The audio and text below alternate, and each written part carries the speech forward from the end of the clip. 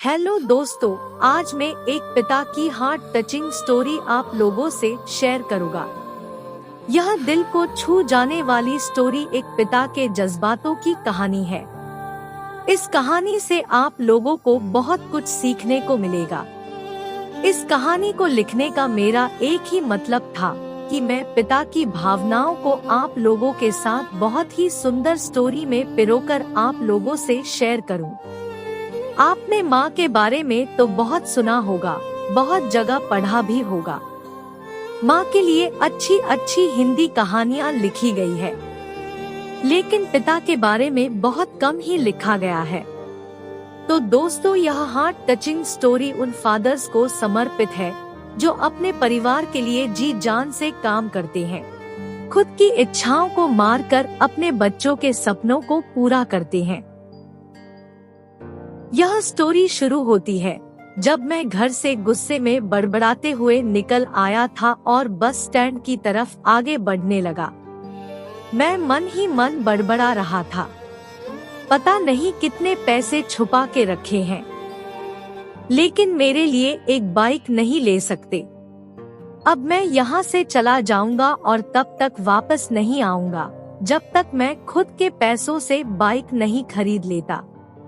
इतना सोच ही रहा था, तभी मेरे पैर में मुझे कुछ चुभने का एहसास हुआ।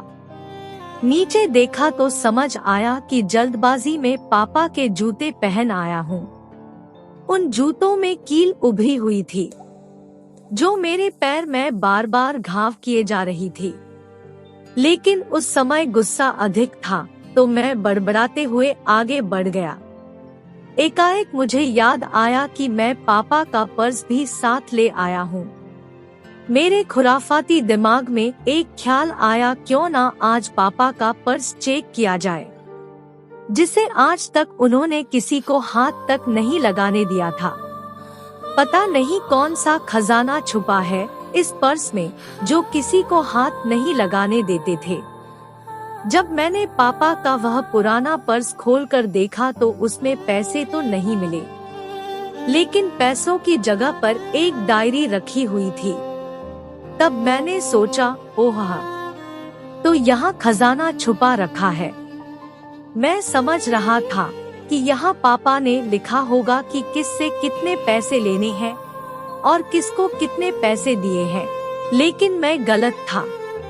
जब मैंने उस छोटी सी डायरी का पहला पेज खोलकर देखा तो वहाँ पर जो लिखा था वह थोड़ा सीरियस कर देने वाला था। डायरी में जो लिखा था उसे पढ़ने के बाद मेरे चेहरे पर जो एक्सप्रेशन थे वह गायब हो चुके थे, क्योंकि डायरी में वैसा कुछ नहीं था जैसा मैं सोच रहा था। वहाँ पर उन पैसों का हिसाब लिखा हुआ था जो अलग अलग कामों के लिए अलग अलग लोगों से उधार लिए गए थे। उस लिस्ट में कंप्यूटर के नाम पर भी पैसे लिए गए थे। कुछ यूँ लिखा था, 50,000 बेटे के कंप्यूटर के लिए। यह वही कंप्यूटर था जिसे मैं आज तक यूज कर रहा हूँ, लेकिन मुझे यह पता नहीं था उस कंप्यूटर को खरीदने के लिए पैसे कहाँ से आए थे। लेकिन आज पता चल रहा था। मुझे आज भी याद है जब मैंने पहली बार कैमरे के लिए जिद की थी, जो मेरे पापा ने मुझे 2 हफ्ते बाद मेरे बर्थडे पर ला कर दिया था, जिसे देखकर मैं बहुत खुश हुआ था। और मुझे खुश देखकर मुझसे कहीं ज्यादा अगर कोई खुश था तो वह थे पापा। अब मेरे चेहरे से गुस्सा एकदम गायब हो चुका था। जब मैंने आगे का पन्ना पलटा तो वहाँ पर कुछ विशेष इच्छाएं लिखी हुई थी। पहली जो विश थी उसमें जो लिखा हुआ था, अच्छे जूते पहनना। यह बात मेरी कुछ समझ नहीं आई। तभी मेरा पाँव अचानक सड़क पर भरे हुए पानी पर जा पड़ा और तभी मेरे पाँव में कुछ गीलीपन होने का एहसास हुआ। जब मैंने जूता उतार कर देखा तो उसका तला टूटा हुआ था। यह देखकर मुझे डायरी में लिखी बात याद आ गई। तभी मुझे माँ पापा की कही बातें भी याद आ रही थी कि कैसे माँ जब कहा करती थी पापा से, अब तो जूते पुराने हो गए, नए ले लीजिए। तो पापा अक्सर यह कहकर टाल दिया करते थे, जूते अभी और चलेंगे, अभी कुछ दिन पहले तो लिए थे। मुझे आज समझ आ रहा था कि कितने दिन और चलेंगे। साथ ही साथ यह भी समझ आ रहा था कि पापा पर्स को क्यों छुपा कर रखते थे। तभी उस डायरी को पढ़ते हुए बस स्टैंड पर पड़ी बेंच पर आकर बैठ गया। अब उस डायरी का आखिरी पन्ना बचा हुआ था। उस पन्ने को जब मैंने पलट कर देखा तो वहाँ कल की डेट लिखी हुई थी।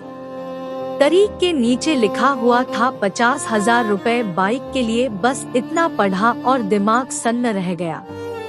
अब मेरे मन में कोई शिकवा गिला नहीं बचा था, बस मेरी आंखों से आंसू चले जा रहे थे। मुझे आज तक नहीं पता तब मैं क्यों रोए जा रहा था। अब मैं जल्दी से घर की तरफ भागा, लेकिन जूतों की वह कील पाँव में अब तक घाव बनाने में कामयाब हो चुकी थी। मैंने जूतों को रास्ते में ही निकाल कर फेंक दिया और भागते लड़खड़ाते हुए घर जा पहुंचा, लेकिन पापा घर पर नहीं थे। मैं समझ गया वह कहाँ थे। मैं सीधा पास वाली बाइक एजेंसी की तरफ भागा। पता नहीं आज कहाँ से इतनी ताकत आ गई थी कि मैं भागते हुए थक नहीं रहा था, और वह भी बिना जूतों के नंगे पैर। जैसे तैसे मैं बाइक एजेंसी पर पहुंचा। पापा वही थे। मैंने पापा को दौड़कर गले लगा लिया और मेरी आंखों से आंसू रुकने का नाम ही नहीं ले रहे थे। पापा को समझ नहीं पा रहे थे आखिर हो क्या रहा है, मैं क्यों रो रहा हूँ। मैंने पापा से कहा, पापा मुझे मोटरसाइकिल नहीं चाहिए, आप अपने लिए जूते ले लीजिए। अब आज से मैं जो भी करूँगा अपनी मेहनत से अपने बलबूते पर पढ़कर करूँगा। दोस्तों, बस इतनी सी थी ये कहानी। यह हार्ट टचिंग स्टोरी लिखते हुए आज मेरी भी आंखें नम हुई है। मैं आज आपसे कहना चाहूँगा, ठीक ऐसे ही होते हैं हमारे पिता। हम अक्सर देखते हैं कि हम अपनी माँ से हर बात शेयर करते हैं और माँ भी इसके बदले में हमें बहुत प्यार देती है।